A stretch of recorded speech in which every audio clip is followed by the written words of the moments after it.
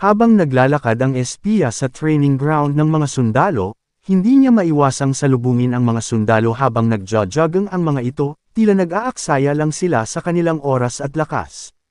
Ang kanyang isipan ay napaisip sa mga kakaibang bagay na kanyang nasaksihan noong nakaraang linggo, ang biglaang paggawa ng mga pader, ang pagkakaroon ng isang nakamamatay na sandata na metal na parang patpat na kayang pumatay ng mga hybrids, at ang nakagigimbal na paghahayag na ang ika-4 na prinsipe ay namumuhay kasama ang mga witch. Iniisip ng espiya sa kung ano ang mga potensyal na gantimpala na matatanggap niya mula kay Timothy, para sa pagdadala sa kanya ng mahalagang impormasyong ito. Hindi niya alam, gayunpaman, na pinagmamasdan ni Vanner ang bawat kilos niya. Biglang umalangaw-ngaw ang boses ni Vanner, na nagpaalerto sa lahat sa presensya ng isang espiya sa kanilang samahan. Sa isang iglap, nakita ng espiya ang kanyang sarili na napapalibutan ng mahigit 100 sundalo. Habang nakaupo si Barkov sa kanyang opisina, naglabas si Roland sa kanya ng pinakabagong kahilingan na bumili ng maliit na barko at hindi na mangangailangan ng kapitan o sinumang tripulante. Napakamot ng ulo si Barkov, naguguluhan kung paano niya dadalhin ang bangka ng walang maglalayag. Bagamat ninanamnam niya ang kanyang bagong kapangyarihan at awtoridad sa lahat ng legislation law, ang mga panukala ni Roland ay madalas na napapatunayang medyo mahirap ipatupad. Nadurog ang puso ni Barkov habang pinoproseso niya ang balita na may isang espiya sa kanilang bayan. Ang pangalan nito ay Carl, o Marmot kung tawagin ng iba, na naninirahan kasama nila sa loob ng maraming buwan, na nagpapanggap na kamag-anak ng isang residente sa border town na pinatay niya. Ang espiya ay ipinadala ng pangalawang prinsipe, si Timothy. Sinabi ni Barkov sa kanyang estudyante na ayusin ang mga dokumento, hatulan ng espiya sa pamamagitan ng pagbibigti. Nakaupo sa kanyang upuan, hindi naiwasang maalala ni Barkov ang pag-uusap nila ni Roland kung saan ipinahayag niya ang kanyang pag-aalala tungkol sa mga espiyang ipinadala ng ibang mga prinsipe at prinsesa. Kapos sila sa manpower para hulihin ang mga espiya na ito. Gayunpaman, may plano si Roland. Naniniwala siya na matutulungan sila ng mga residente ng border town na mahuli ang lahat ng mga espiya. Sila ang mga mata at tainga ng lungsod. Sinabi kay Barkov na mag-post ng anunsyo, kapag may nakita na kahinahinalang aktibidad ng isang tao, ay iulat ito sa City Hall, na nag-aalok ng reward na 15 pilak sa sinumang mag-uulat sa isang espiya. Si Barkov ay may pag-aalinlangan, ngunit malinaw na ito ay gagana. Isang buwan na ang lumipas sa engrandeng kabisera ng Grey Castle, at wala ni isa sa mga kapatid ni Timothy ang nakabalik. Na may pagkabalisa, ibinaling ang kanyang pansin sa isa sa kanyang mga ministro na nag-ulat na nagpadala si Roland ng sulat na nagsasabing babalik siya kapag natapos na ang buwan ng demonyo. Ngunit hindi tinukoy sa liham si Timothy bilang, Your Majesty, o, Mahal na Hari. Ngumiti si Timothy, hindi sineseryoso si Roland. Pagkatapos ay tinanong niya ang tungkol sa kanyang bunsong kapatid na babae, ngunit natuklasan niya na nawala ito kasama ang kanyang housekeeper at ang 2 kasambahay. Matapos kumpirmahin ang kanyang sulat, alam ni Timothy na hindi susunod si Garcia sa kanyang utos. Ipinag-utos niya sa ministro na sabihin kay Duque Joy na salakayin si Garcia, bago niya matapos ang kanyang utos. Isang kabalyero ang pumunta, at ipinaalam na si Duque Joy ay natalo ng hukbo ni Garcia 5 araw na ang nakakaraan, at nagdeklara si Garcia na siya na ang namamahala sa Eagle City. At siya ay isa ng reyna. Karamihan sa mga higher nobles ay pinarangalan siya, at sa pagkabigla ni Timothy, ang buong katimugang bahagi ng Grey Castle ay ganap ng nagsasarili. Habang tinutulak ni Axe at Carter ang napakalaking artillery sa kalsada ng southern border town, hindi nila maiwasang magtaka kung bakit sila itinalaga ni Roland na protektahan ito.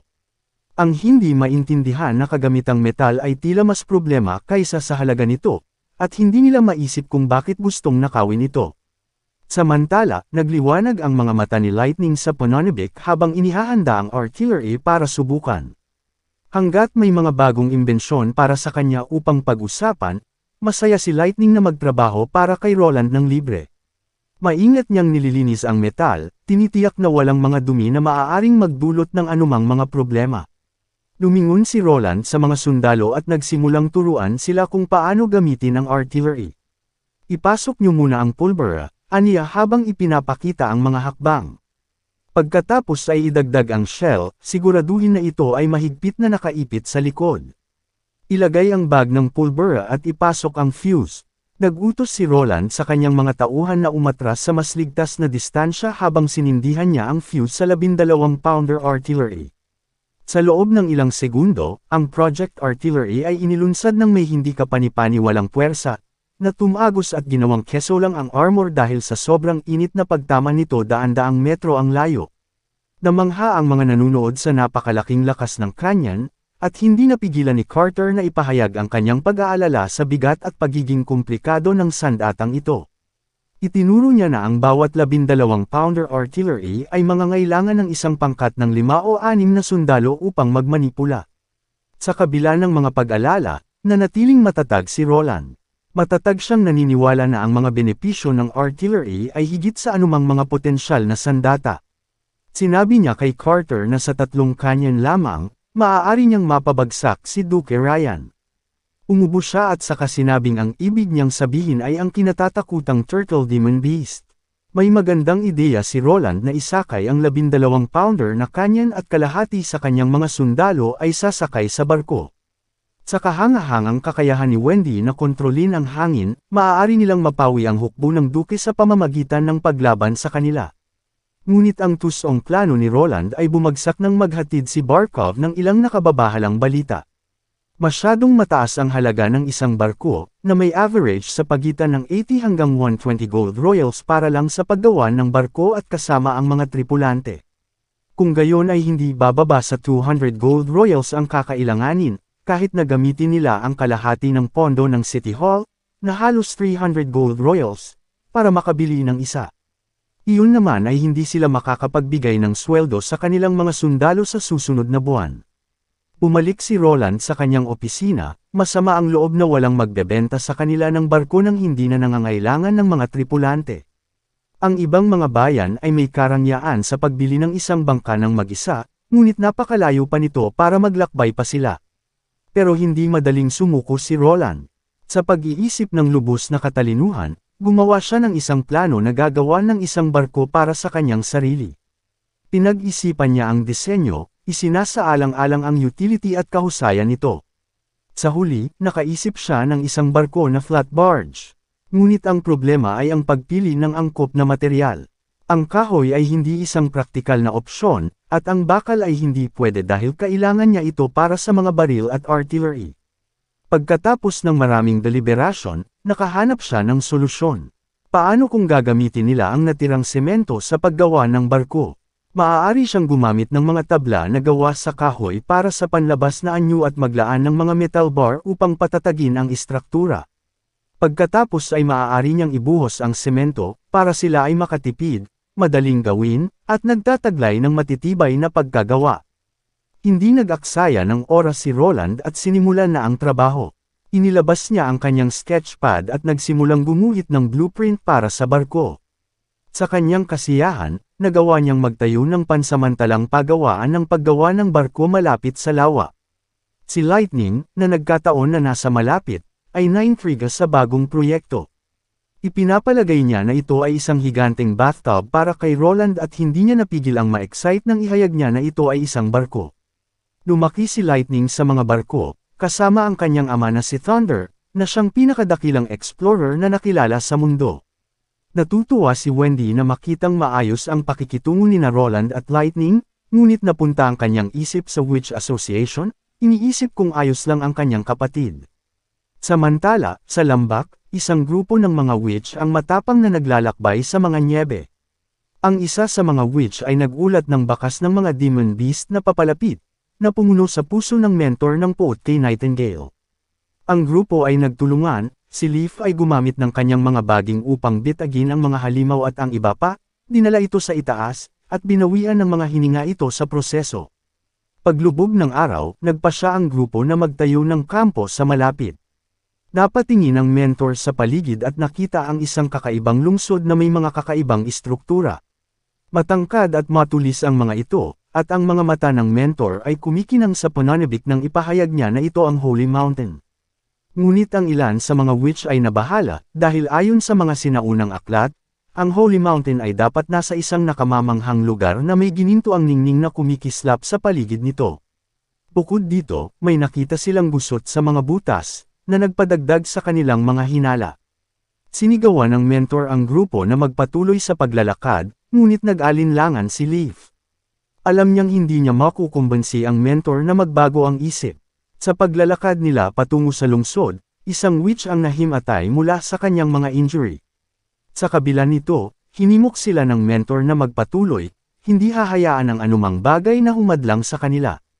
Sa paglipas ng mga oras, tila hindi lumalapit ang lungsod. Iminungkahi ng ilang witches na magtayo ng kampo para sa kanilang kaligtasan, ngunit sumigaw ng malakas ang mentor. Sinabi niya na ito ay isang pagsubok lamang mula sa mga Diyos upang matukoy ang kanilang katatagan sa pag-iisip, at hindi sila titigil doon. Biglang napagtanto ng isang witch na karga ang mentor sa kanyang likuran na nawala na ang Holy Mountain. Naalala ni Leaf ang minsang sinabi ni Lightning, at alam niyang nalinlang sila. Ito ay hindi ang Holy Mountain ngunit isang mirage, ito ay isang phenomena na gumagawa ng isang displaced na imahe ng malalayong bagay, at lahat ng nakita nila ay isang ilusyon. Kahit na ito ay totoo, ito ay napakalayo. Gayunpaman, iginiit ng mentor na ipagpatuloy ang kanilang paglalakbay. Nang hindi alam at kahit saan, isang pakiramdam ng nalalapit na kapahamakan ang bumalot sa grupo ng mga witch. Ang isa sa kanila, ay matalas ang mata at mabilis ang isip, na may nasulyapang isang bagay na dumaan sa kanila sa nakakatakot nitong bilis. Ngunit bago pa man siya makasigaw ng isang babala, isang sibat ang bumulusok sa kanyang katawan ng may brutal na puwersa, ilang metro ang layo. Sa gitna ng kanilang kaguluhan, lumabas ang ilang mga demonyong halimaw.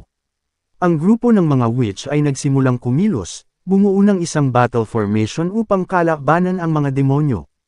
Ang isa sa mga witch ay gumawa ng isang lawa upang hadlangan ang pag-atake ng demonyo.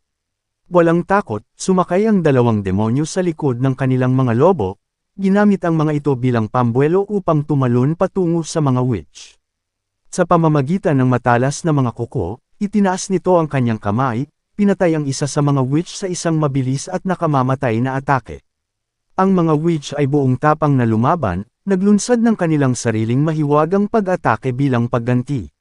Gumamit ng malakas na bowl ang apoy ang isang witch upang masunog ang isa sa mga demonyo, na iniligtas ang kanyang kaibigan sa kamatayan.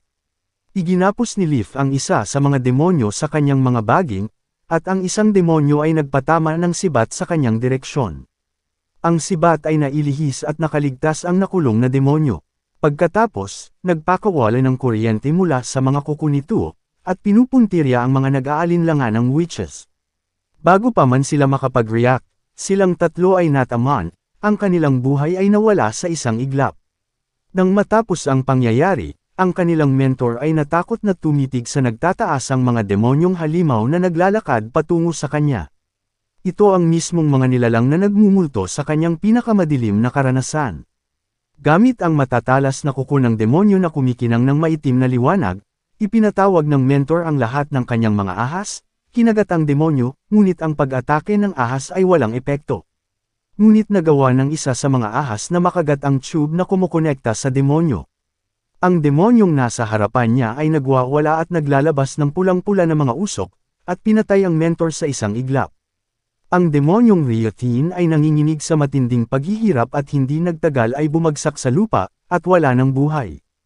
Napansin ni Leaf, na kanina pa nakatingin sa malayo, ang kakaibang pangyayaring ito. Dahil alam niyang maaaring nasa tube ang susi para talunin ang mga halimaw na nilalang na ito, kinuha niya ang isang pana at itinutok ito ng diretso sa natitirang demonyo. Buong lakas, itinutok ni Leaf ang pana sa huling demonyo, maingat na tinutukan ang tube na tila pinagmumulan ng kanilang kahinaan. Habang binitiwan niya ang palaso, medyo bumagal ang oras, at pinagmasdan niya ang palaso habang ito ay nasa hangin, na matatag ang pagbulosok nito. Sa isang malakas na kalabog, natusok ang tube at nag-iba ang kilos ng demonyo na nanginginig sa kumbulsyon bago bumagsak na walang buhay sa lupa. Si Leaf ay nagpakawala ng nanginginig na hininga, na pagtantong natapos na ang labanan. Ngunit habang siya ay tumingin sa kanyang paligid, ang tunay na halaga ng tagumpay ay naging napakalinaw. Ang kanyang mga kasamahan ay nakahiga sa paligid niya, ang kanilang walang buhay na mga katawan ay isang nakagigimbal na paalala ng mga pinsalang natamo sa brutal na labanang ito. Sa sobrang kalungkutan at kawalan ng pag-asa, napaluhod si Leaf, tumutulo ang mga luha sa kanyang mukha habang siya ay sumisigaw sa pagdadalamati, ang tinig na umaalingaw-ngaw sa paligid na parang isang malungkot na panaghoy. Bumalik sa border town, nakahiga si Noah sa kanyang kama na napapalibutan ng kanyang pinakamalapit na mga kasama. Si Roland, Anna, Lightning, Nightingale, at ang kanyang ama ay nakatayo sa kanyang tabi, ang kanilang mga mata ay puno ng pag-aalala at kalungkutan. Sa isang pakiramdam ng kaba, tumingin si Noah sa kanila at nagtanong na nagpabigat sa kanyang puso. Mamamatay na ba ako? Nagsalita si Roland, ang kanyang boses ay mahinahon at matatag, hindi ka mamamatay, Noah, ang kanyang mga salita ay umalangaw-ngaw sa pananalig. Nakahinga ng maluwag si Noah nang marinig ang mga salita ng kasiguraduhan nila. Dahil araw-araw na ginagamit ni Noah ang kanyang kakayahan, sana ay mapayapa niyang pagdaanan ang awakening, sana.